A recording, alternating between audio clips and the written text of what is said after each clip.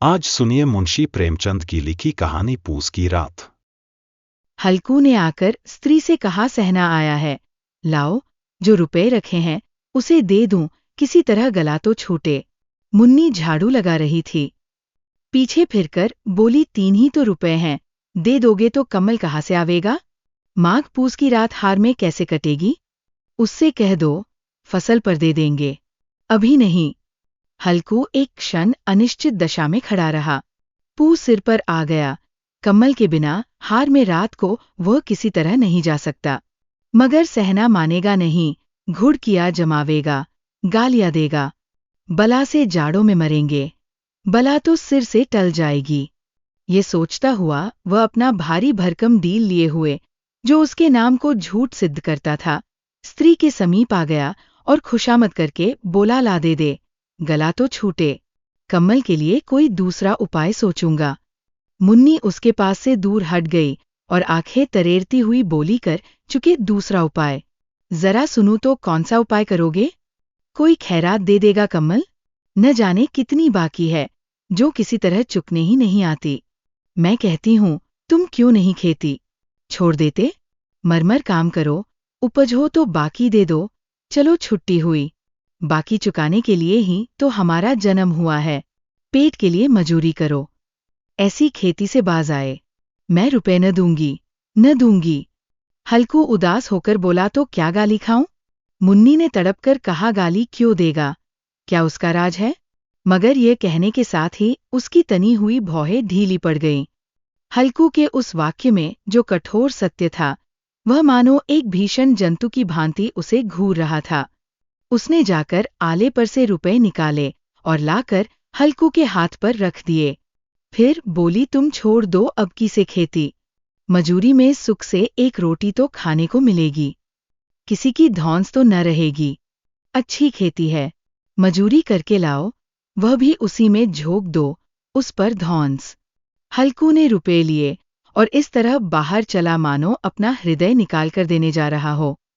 उसने मजूरी से एक एक पैसा काटक पटकर 3 रुपए कमल के लिए जमा किए थे। वो आज निकले जा रहे थे। एक एक पग के साथ उसका मस्तक अपनी दीनता के भार से दबा जा रहा था। 2 पूस की अंधेरी रात, आकाश पर तारे भी ठिठुरते हुए मालूम होते थे। हल्कू अपने खेत के किनारे ऊख के पतों की एक छतरी के नीचे बांस के खटोले पर अपनी पुरानी गाढ़े की चादर ओढ़े पड़ा काँप रहा था। खाट के नीचे उसका संगी कुत्ता जबरा पेट में मुंह डाले सर्दी से कूंकू कर रहा था। 2 में से एक को भी नींद न आती थी। हल्कू ने घुटनियों को गर्दन में चिपकाते हुए कहा, क्यों जबरा, जाड़ा लगता है? कहता तो था घर में पुआल पर लेट रहा, तो यहाँ क्या लेने आए थे? अब खाओ ठंड, मैं क्या करूं? जानते थे मैं यहाँ हलवा पूरी खाने आ रहा हूँ। दौड़े दौड़े आगे आगे चले आए। अब रो नानी के नाम को। जबरा ने पड़े पड़े दुम हिलाई और अपनी कूंकू को दीर्घ बनाता हुआ एक बार जम्हाई लेकर चुप हो गया। उसकी श्वान बुद्धि ने शायद ताड़ लिया, स्वामी को मेरी कूंकू से नींद नहीं आ रही है। हल्कू ने हाथ निकालकर जबरा की ठंडी पीठ सहलाते हुए कहा, कल से मत आना मेरे साथ, नहीं तो ठंडे हो जाओगे। ये रांड पछुआ न जाने कहाँ से बर्फ लिए आ रही है। उठूं, फिर एक चिलम भरूं, किसी तरह रात तो कटे। 8 चिलम तो पी चुका। ये खेती का मजा है। और एक एक भगवान ऐसे पड़े हैं जिनके पास जाड़ा जाए तो गर्मी से घबरा कर भागे। मोटे मोटे गद्दे, लिहाफ कम्बल। मजाल है जाड़े का गुजर हो जाए। तकदीर की खूबी, मजूरी हम करें, मजा दूसरे लूटें। हल्कू उठा, गड्ढे में से जरासी आग निकालकर चिलम भरी। जबरा भी उठ बैठा। हल्कू ने चिलम पीते हुए कहा, पिएगा चिलम? जाड़ा तो क्या जाता है, जरा मन बदल जाता है। जबरा ने उसके मुंह की ओर प्रेम से छलकती हुई आंखों से देखा। हल्कू आज और जाड़ा खा ले, कल से मैं यहाँ पुआल बिछा दूंगा, उसी में घुसकर बैठना, तब जाड़ा न लगेगा। जबरा ने अपने पंजे उसकी घुटनियों पर रख दिए और उसके मुंह के पास अपना मुंह ले गया। हल्कू को उसकी गर्म सांस लगी। चिलम पीकर हल्कू फिर लेटा और निश्चय करके लेटा कि चाहे कुछ हो अब की सो जाऊंगा, पर एक ही क्षण में उसके हृदय में कंपन होने लगा। कभी इस करवट लेटता, कभी उस करवट, पर जाड़ा किसी पिशाच की भांति उसकी छाती को दबाए हुए था। जब किसी तरह न रहा गया तो उसने जबरा को धीरे से उठाया और उसक सिर को थपथपाकर उसे अपनी गोद में सुला लिया। कुत्ते की देह से जाने कैसी दुर्गंध आ रही थी, पर वह उसे अपनी गोद में चिपटाए हुए ऐसे सुख का अनुभव कर रहा था जो इधर महीनों से उसे न मिला था। जबरा शायद ये समझ रहा था कि स्वर्ग यही है, और हल्कू की पवित्र आत्मा में तो उस कुत्ते के प्रति घृणा की गंध तक न थी। अपने किसी अभिन्न मित्र या भाई को भी वह इतनी ही तत्परता से गले लगाता। वह अपनी दीनता से आहत न था, जिसने आज उसे इस दशा को पहुंचा दिया। नहीं, इस अनोखी मैत्री ने जैसे उसकी आत्मा के सब द्वार खोल दिए थे और उनका एक एक अणु प्रकाश से चमक रहा था। सहसा जबरा ने किसी जानवर की आहट पाई। इस विशेष आत्मीयता ने उसमें एक नई स्फूर्ति पैदा कर दी थी, जो हवा के ठंडे झोंकों को तुच्छ समझती थी। वह झपटकर उठा और छपरी से बाहर आकर भूखने लगा।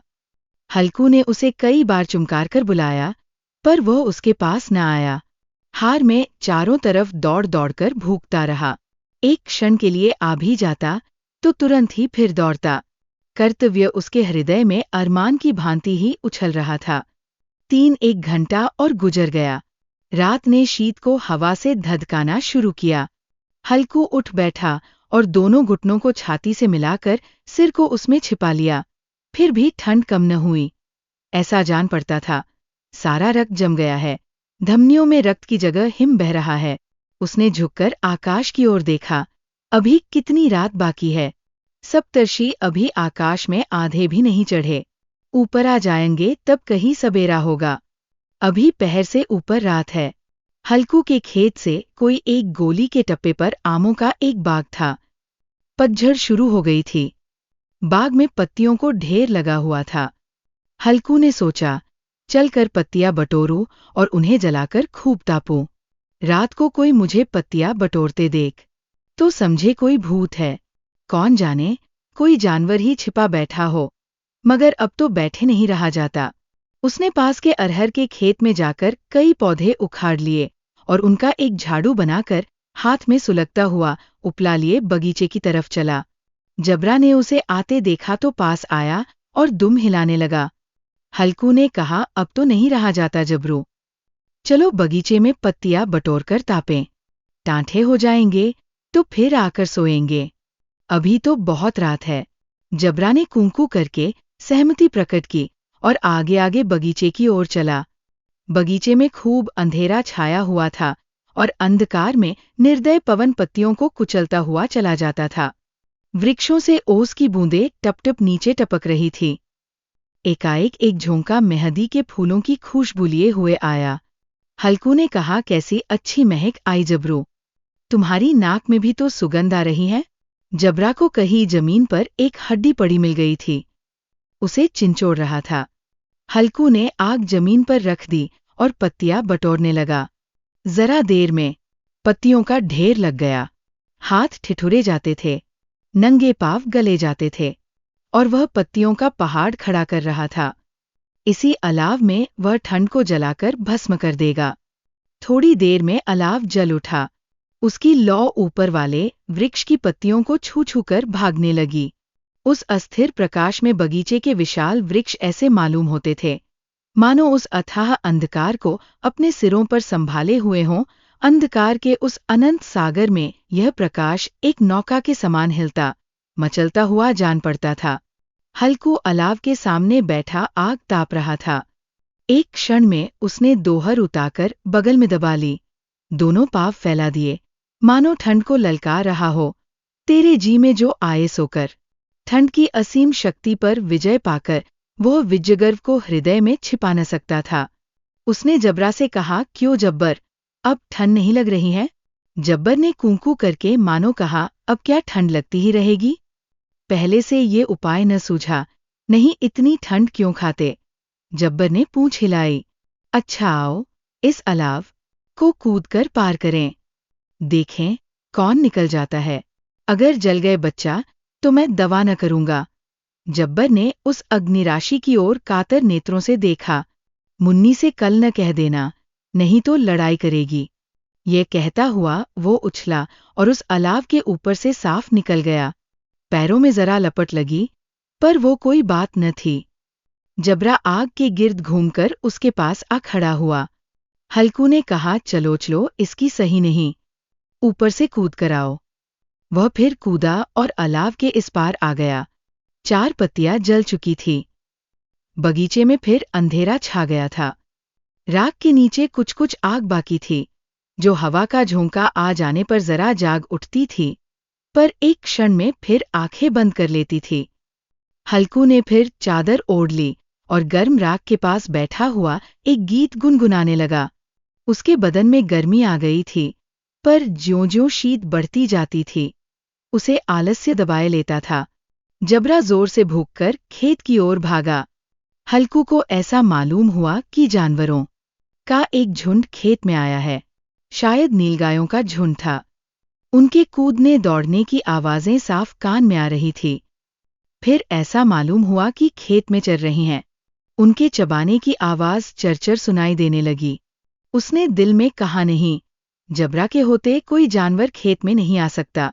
नोच ही डाले, मुझे भ्रम हो रहा है।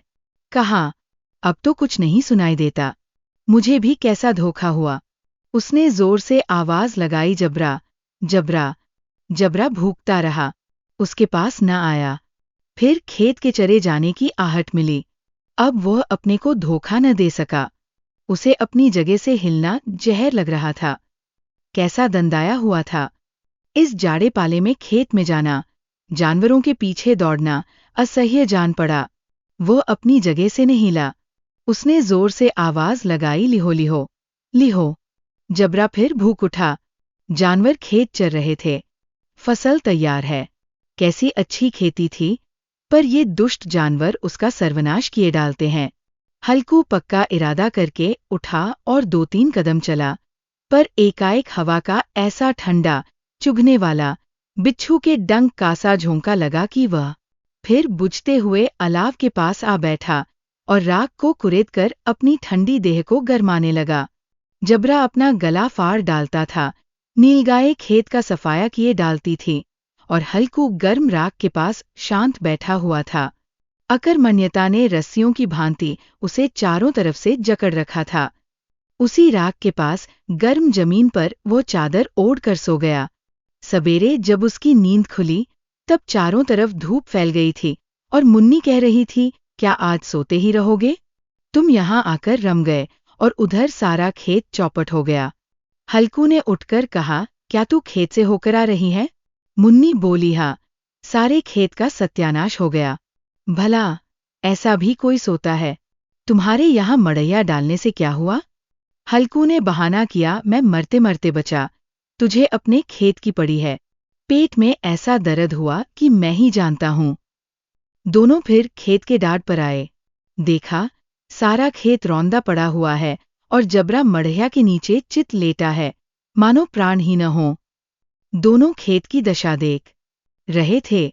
मुन्नी के मुख पर उदासी छाई थी, पर हल्कू प्रसन्न था। मुन्नी ने चिंतित होकर कहा, अब मजूरी करके मालगुजारी भरनी पड़ेगी।